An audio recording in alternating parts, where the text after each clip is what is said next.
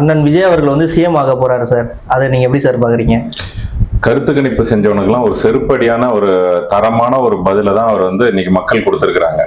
அதே போல மக்கள் விரோத ஆட்சியான திமுக ஆட்சியை தோக்கடிச்சது ஸ்டாலின் அவர்களை முதல்வரா இருந்து நாங்க வந்து சிறப்பா ஆண்டுட்டு வந்தோம் அப்படின்னு மக்களுக்கு மத்தியில ஒரு பொய் சொன்ன ஒரு முதல்வரை இன்னைக்கு தோக்கடிச்சது வரைக்கும் மிகப்பெரிய ஒரு சாதனையாக தான் பாக்குறேன். இது தளபதியுடைய வெற்றியா நான் பார்க்கல, இது தமிழ்நாட்டு மக்களுடைய ஒட்டுமொத்த மக்களுடைய ஒரு வெற்றியா நான் பாக்குறேன். ஏன்னா அவ்வளவு கஷ்டப்பட்டுட்டாங்க கடந்த திமுக ஆட்சியில. இன்னைக்கு அதனுடைய வெளிப்பாடு தான் இன்னைக்கு மக்களுடைய கோபத்தையும் மக்களுடைய அந்த ஆதங்கத்தோட வெளிப்பாடு தான் இன்னைக்கு வந்து ஸ்டாலின் அவர்கள் தோத்தது, தளபதி அவர்கள் வெற்றி பெற்றது. இது வந்து இன்னைக்கு ஒரு முறை இது இல்லை, இதுதான் இனி தளபதி இருக்கிற வரைக்கும் இனி அவர் தான் நிரந்தர முதல்வராக செயல்படுவார். இது வந்து ஒரு முதல் படிதான். கருத்து கணிப்புங்கிற பேர்ல திமுக வந்து எல்லா மக்களையும் வந்து அவங்களுடைய கட்டுப்பாட்டுக்குள்ள வச்சுக்கலாம், அதை வச்சு கருத்தை திணிக்கலாம், அதன் மூலம் வாக்குகளை பெற்றுடலாம்னு நினைச்சாங்க. இன்னைக்கு அது எல்லாத்துக்குமே செருப்படிதான், எல்லாத்துக்குமே செருப்படி. இன்னைக்கு தமிழ்நாட்டுல யார் யாரெல்லாம் கருத்து கணிப்புங்கிற பேர்ல இன்னைக்கு வந்து தமிழக வெற்றி கழகத்தை கேலி கிண்டல் செய்தாங்க. சாட்டை துரைமுருகன் முதல் கொண்டு கேலி கிண்டல் செய்து ஒரு சீட்டு வராது, 2 சீட்டு வராது, இவர்கள் டெபாசிட் வாங்க மாட்டாங்க, நடிக்க போயிடுவாரு, இதுக்கப்புறம் அவர் வந்து வெளியூர் போயிடுவாரு, இருக்கவே மாட்டாருன்னு சொன்னவங்களுக்கு எல்லாம் வாயில வந்து செருப்பு கவ கொடுத்து அடிச்ச மாதிரி இன்னைக்கு அடிச்சிருக்கிறாங்க மக்கள். ஏன்னா இது அப்படிதான் சொல்லணும், இதை வந்து நாகரிகமா சொல்லக்கூடிய நேரம் இல்லை. ஏன்னா அவ்வளவு கேவலப்படுத்திருக்காங்க தளபதி விஜய். ஆனா ஒரு வார்த்தை அவர் பேசல, எல்லாத்தையும் மனசுல வச்சுக்கிட்டு தளபதியும் சரி, தளபதி கூட இருந்த நிர்வாகிகளும் சரி, முதற்கட்ட தலைவர்களும் சரி, அத்தனை எம்எல்ஏ கேண்டிடேட்டும் சரி, அவ்வளவு மன உளைச்சல்ல இவர்கள் செய்த கேலி கிண்டல்ல மன உளைச்சல்ல இருந்தாலும் எங்கேயுமே தன்னுடைய கட்டுப்பாட்டை இழக்காம தன்னுடைய பணியில மட்டும் கவனம் செஞ்சு வெற்றி பெற்றிருக்காங்க. அவர்களுக்கு என்னுடைய வாழ்த்துக்கள். மக்களுக்கு இந்த நேரத்துல உண்மையிலேயே நாம தமிழக வெற்றி கழகம் சார்பில் நன்றியை நான் தெரிவிச்சுக்கிறேன். சரியான முடிவு, நல்ல முடிவு. உரைக்கிற அளவுக்கு வந்து இன்னைக்கு எதிர்கட்சிகளுக்கும் சரி, இன்னைக்கு இந்த மாதிரியான பத்திரிகையாளர்களுக்கும் சரி மக்கள் பதில் கொடுத்திருக்காங்க. தளபதி விஜய் அவர்கள் வந்து ஆட்சி அமைக்கிறதுல வந்து சிக்கல் இருக்கிற மாதிரி சொல்லிட்டு இருக்காங்க சார். எப்படி சார் பாக்குறீங்க? இது நம்ம எதிர்பார்த்ததுதான். ஏன்னா இப்ப முதல் முறையாக நம்ம வரோம், ஒரு தொங்கு சட்டசபை அமையுங்கிறது நம்ம முன்னாடியே கணிச்சதுதான். ஆனா இப்ப யாருடைய ஆதரவு வரும் அப்படிங்கறது அதுல சிக்கல். இப்ப எல்லாருமே பாத்தீங்கன்னா இப்ப கண்டிப்பா நான் முன்னாடியே சொன்ன மாதிரி அதிமுகவும் திமுகவும் இந்த பட்டியலில் இருக்காது. கூட்டணி வரணும் அப்படிங்கிற பட்டியலில் பெரும்பாலும் இருக்க வாய்ப்பு இல்லை. அதுலயும் குறிப்பா திமுக இருக்காது. அதிமுக அப்படிங்கிறது பெரும்பாலும் வர்றதுக்கு வாய்ப்பு இல்லை. ஏன்னா பிஜேபி கூட்டணியில இருக்கிறதுனாலையும் அதிமுக கூட போயிட்டோம் அப்படின்னா தமிழக வெற்றி கழகம் ஒரு 3வது மிகப்பெரிய ஒரு கட்சி அப்படின்ற ஒரு அந்தஸ்தை பெற்றிருந்தது. இன்னைக்கு முதல் கட்சி அப்படிங்கிற ஒரு அந்தஸ்துக்கு வந்திருக்கு. இதை நாம இழக்க நேரிடும் அதிமுக கூட கூட்டணி போனோம்னா. அப்ப அவர்களுக்கு நமக்கு என்ன வித்தியாசம், அதுக்கு நாங்க அவங்களுக்கே ஓட்டு போட்டுருவோமேங்கிற மக்கள் அந்த ஒரு மனநிலைக்கு வரதுக்கு வாய்ப்பு உண்டு. அதனால அதிமுக கூட கூட்டணி போறது நல்ல முடிவும் அல்ல, அது போக மாட்டாருன்றத நான் நினைக்கிறேன். தளபதியை பொறுத்த வரைக்கும் மீதி இருக்கக்கூடிய இதர கட்சிகள், கூட்டணியில இருந்தக்கூடிய கட்சிகள், அதுல பெரும்பாலும் பாத்தீங்கன்னா இப்ப காங்கிரஸ் உள்ள வந்துட்டாங்க. இப்ப மீதி இருக்கக்கூடிய கட்சிகள் விசிக, மார்க்சிஸ்ட் கம்யூனிஸ்ட், அமமுக, பாமக, இவர்கள் எல்லாம் என்ன முடிவு செய்யறாங்கன்றத பொறுத்துதான் பெரும்பாலும் ஆட்சி அமைச்சிருவாரு. ஆனால் அந்த ஆட்சியை எவ்வளவு இதுவா நாசுக்கா இதை கொண்டு போறோங்கிறதுலதான் இருக்கு தளபதிக்கு சவாலா இருக்கக்கூடிய விஷயம். ஏன்னா இது அவ்வளவு சுலபம் கிடையாது கூட்டணி ஆட்சிங்கிறது. தளபதி மக்களுக்கு செய்ய வேண்டிய எல்லா முடிவுகளையும் சுலபமாக நம்ம எடுக்கணும்னா பெரும்பான்மை இருந்தாதான் முடியும். கூட்டணியில நிறைய தடை கற்கள் வரதான் செய்யும், அதெல்லாம் மீண்டு தான் தளபதி வந்தாகணும். ஒரு இடத்துல ஸ்லிப் ஆனாலும் கூட இது ஆட்சி கவுரும் நிலைக்கு தான் போகும். இதுல வந்து தளபதி வருத்தப்படவோ இல்ல வந்து மக்கள் வருத்தப்படவோ எதுவும் இல்லை. தளபதி தனக்கு கொடுத்த பணியை சிறப்பாக செயல்படுவார். இப்பவுமே தளபதி வந்து தனித்து திரும்ப வந்து ஆட்சியை சந்திக்கிறதுக்கெல்லாம், திரும்ப தேர்தலை சந்திக்கிறதுக்கெல்லாம் எந்த பயமும் தளபதி கிடையாது. இன்னைக்கு நினைச்சா கூட தளபதி நான் தேர்தலை சந்திக்க தயாருன்னு போயிடுவாங்க. ஆனால் அதுக்கு ஆகக்கூடிய செலவு, திரும்ப மக்களுக்கான தேவையில்லாத ஒரு அலைச்சல், இதெல்லாம் கருத்துல கொண்டுதான் முடிஞ்ச வரைக்கும் மக்களுடைய தீர்ப்பை ஏத்துக்கிட்டு இதை வந்து கூட்டணி ஆட்சியா எப்படியாவது நம்ம கொண்டு போயிடணும், திரும்ப நம்ம வந்து நேரத்தையும் பணத்தையும் மக்களுடைய அந்த டைமையும் வேஸ்ட் பண்ணக்கூடாதுங்கிறத நினைக்கிறார். இல்லைன்னா இது ரொம்ப நேரம் ஆகாது. ஒருவேளை திரும்ப தேர்தலை சந்திச்சா தளபதி இதை விட அதிகமான வாக்கு எண்ணிக்கையில குறைஞ்சபட்சம் 200 இடங்கள்ல வெற்றி பெறுவார். அது அடிச்சு சொல்லலாம். இருந்தாலும் முடிஞ்ச வரைக்கும் இதை முயற்சி பண்றாரு. அதுதான் ஜனநாயக கடமை. நமக்கு ஒரு வாய்ப்பு கிடைச்சிருக்குன்னா அந்த வாய்ப்பை முடிஞ்ச வரைக்கும் அதை நேர்மையாக கொண்டு போக பார்க்கணும். அதை முயற்சி பண்றார், ஆட்சி அமைப்பார். ஆனா கூட்டணி கட்சிகள் எந்த அளவுக்கு அவருக்கு சப்போர்ட் பண்றாங்கிறத பொறுத்து தான் நம்ம பார்க்கணும். திமுக இருந்து காங்கிரஸ் வந்து ரொம்ப வருஷமா இருக்காங்க, அது வந்து வெளியில வர்றதுக்கான காரணம் எதுவா சார் இருக்கும்? இல்லைங்க, திமுக அவ்வளவுதாங்க. ஸ்டாலின் அவர்களுடைய தோல்விதான் நீங்க கேட்ட கேள்விக்கான பதில். திமுக அவ்வளவுதான். இனி அரசியல்ல திமுக எழுந்திருக்கிறது அப்படிங்கிறது ஒரு எட்டா கனவா தான் இருக்கும் அவர்களுக்கு. அதனால்தான் மக்கள் வந்து ஒரு சரியான பாடத்தை புகட்டிருக்கிறாங்க. இன்னைக்கு வந்து ஸ்டாலின் அவர்களுடைய தோல்வி அப்படிங்கிறது வெறும் ஒரு சாதாரண ஒரு அரசியல்ல ஒரு தலைவர் தோல்வி அடைகிறாருங்கிறது இல்ல. அவர் செய்த அத்தனை கொடுமைகளுக்கும், அவர் செய்த மக்களுக்கு வந்து செய்ய தவறிய வாக்குறுதிகள், அது எல்லாத்துக்கும் மக்கள் கொடுத்த ஒரு சரியான ஒரு பதில் தான் இந்த தோல்வி. இது காங்கிரஸ் உணர்ந்துட்டாங்க. காங்கிரஸ்க்கு திரும்ப திமுக மேல நம்பிக்கை கிடையாது, போன முறையே கிடையாது காங்கிரஸ்க்கு. அதுலயே அவங்க வெளியே வர வேண்டியது. ஆனால் தளபதி, தமிழக வெற்றி கழகம் இவங்க எல்லாம் எவ்வளவு வாக்கு சதவீதம் எடுப்பாங்கிற ஒரு குழப்பத்தை இருந்தது. அதுல செல்வ பெருந்தகையோடைய பங்கு ரொம்ப அதிகம் இருந்தது. ஏன்னா திமுக கூட கூட்டணி போகணுங்கிற அழுத்தத்தை அதிகம் கொடுத்தது இந்த செல்வ பெருந்தகை அவர்கள் தான். அப்போ இந்த முறை வந்து அது வந்து தோல்வி அடைஞ்சிட்டதுனாலையும், தமிழக வெற்றி கழகம் வந்து இன்னைக்கு முதன்மையான ஒரு கட்சியாக உருவெடுத்ததுனாலையும் ராகுல் காந்தி அவர்கள் தீர்க்கமான ஒரு முடிவை எடுத்துட்டார். இந்த முடிவு காங்கிரஸ் கட்சியும் தமிழ்நாட்டில் மீண்டும் தலை தூக்குவதற்கு ஒரு நல்ல ஒரு வாய்ப்பாக அமையும். இத்தனை ஆண்டு காலம், கிட்டத்தட்ட 40 இருந்து 50 ஆண்டு காலம் அமைச்சரவையில காங்கிரஸ் இருந்ததே கிடையாது. தமிழ்நாடு அமைச்சரவையில காங்கிரஸ் இருந்தது கிடையாது. இப்போ 50 ஆண்டு காலத்துக்கு பிறகு திரும்ப காங்கிரஸ் அமைச்சரவையில தலை தூக்குவதற்கான ஒரு வாய்ப்பு இப்ப அமைஞ்சிருக்கு. அது சரியா பயன்படுத்திட்டார் ராகுல். இது மட்டும் இல்லாம காங்கிரஸ் இதுக்கப்புறம் தமிழக வெற்றி கழகத்து கூட எப்போதுமே கைகொற்று நிற்கும். வரக்கூடிய எம்பி எலெக்ஷன்லயும் சரி, வரக்கூடிய உள்ளாட்சி தேர்தலையும் சரி, இனி வர தேர்தலில் காங்கிரஸ் மிகப்பெரிய பக்கபலமாக தமிழக வெற்றி கழகத்துக்கு மத்தியிலும் சரி மாநிலத்திலும் சரி நிச்சயமாக இருக்கும். திரும்ப தமிழகத்துல காங்கிரஸ் வந்து தலை தூக்குவதற்கு தமிழக வெற்றி கழகத்துடைய பலத்தை அவர்களும் அதை பயன்படுத்திப்பாங்க சரிசமமா. அதனால இது வந்து தமிழக வெற்றி கழகத்துடன் இணைந்தது காங்கிரஸ் எடுத்த நல்ல முடிவு.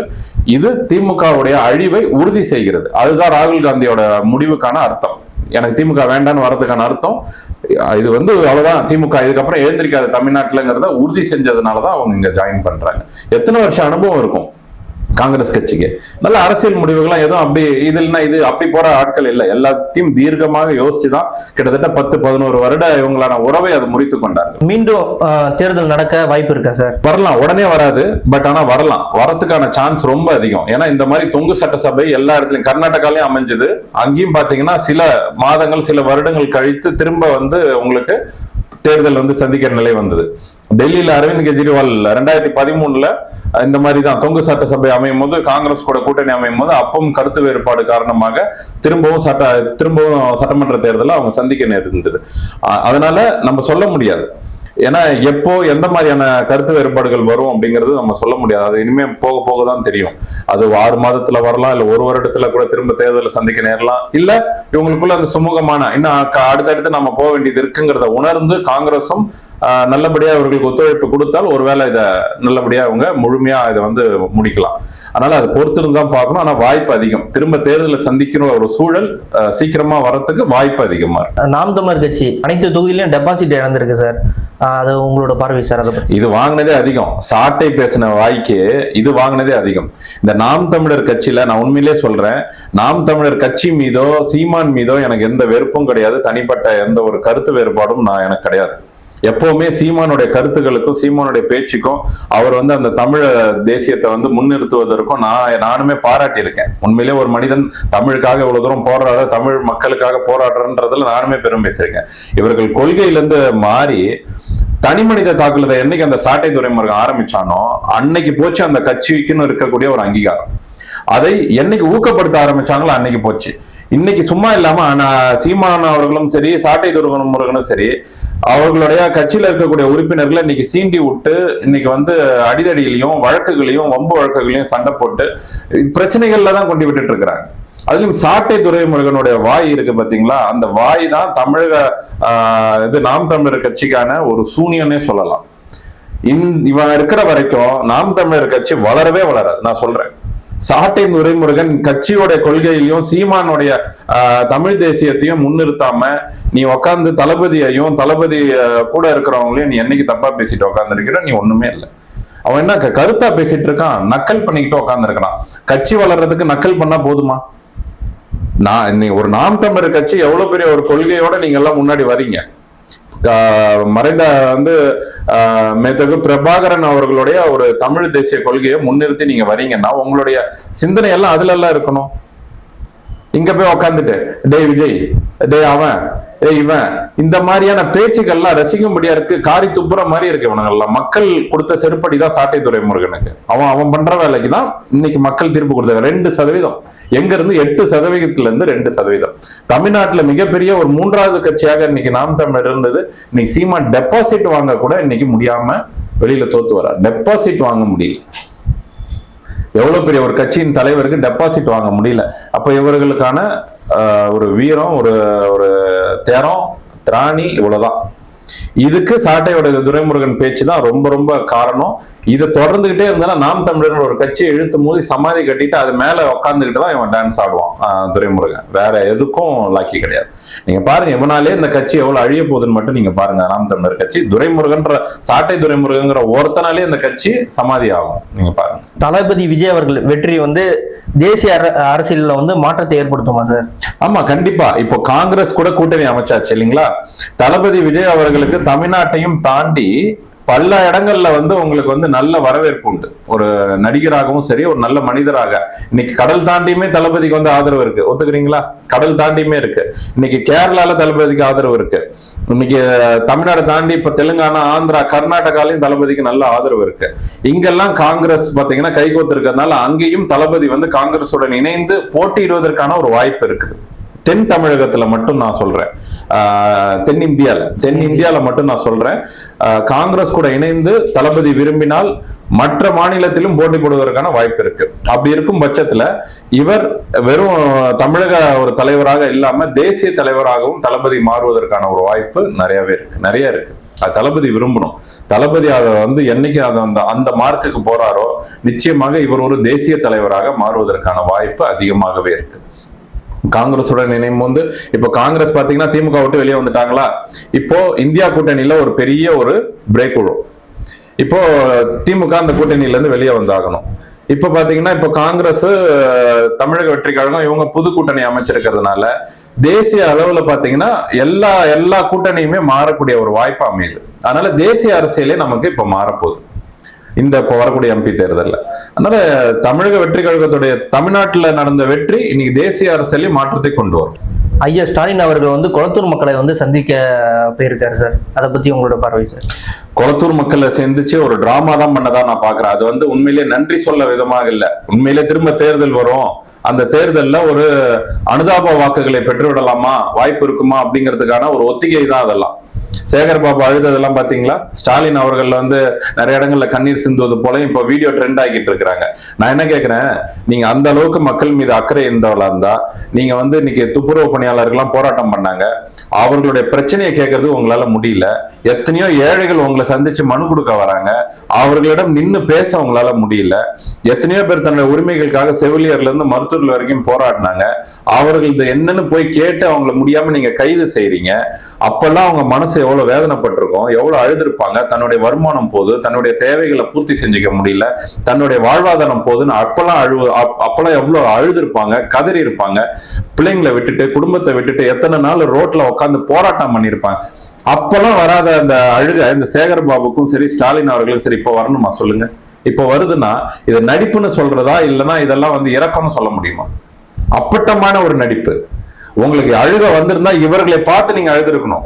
உங்களுக்கு உண்மையிலேயே கதறலா இருக்குதுன்னா இவர்களுடைய கதறலை பார்த்து நீங்க அடுத்த நடவடிக்கை எடுத்திருக்கணும். நீங்க உங்களுடைய ஆட்சியில நீங்க செய்த தவறுடைய வெளிப்பாடு தான் இது. இதை வச்சு நீங்க இறக்கம் தேடலாம்னு நினைச்சீங்கன்னா இந்த நடிப்பு எல்லாம் இங்க வேலைக்காக. திமுகவில் ஏற்கனவே இந்த மாதிரி கரூர் விஷயத்துல இதே நடிப்பு தான் நடிச்சாங்க. அன்பில் மகேஷ் இன்னைக்கு இவர் அதை கையில எடுத்திருக்கிறார். இதனால இதெல்லாம் மக்கள் தயவு செஞ்சு இதுல இறக்கப்படுறதுக்கு எல்லாம் ஒண்ணுமே இல்லை. இவர்கள் செய்த பாவங்கள், இவர்கள் செய்ய தவறிய வேலைகள், இவர்கள் கிடைச்ச இந்த தோல்வி, அதுல மக்கள் கொஞ்சம் கூட இறக்கப்படணும்னு அவசியம் இல்லை. சேகர் பாபுவோட நடிப்பெல்லாம் தயவு செஞ்சு இது பண்ணாதீங்க. இதே சேகர் பாபு தான் எத்தனையோ போராட்டங்கள்ல, ஆர்ப்பாட்டங்கள்ல கேலி கிண்டல் செய்தார்கள் இல்லையா? துப்புரவு பணியாளர்களை சவுக்கு சங்கர் வீட்டுல மலத்தை கொண்டு கொட்டுறதுக்கு இதே சேகர் பாபு தான் பெரிய ஒரு வேலையை பார்த்தது.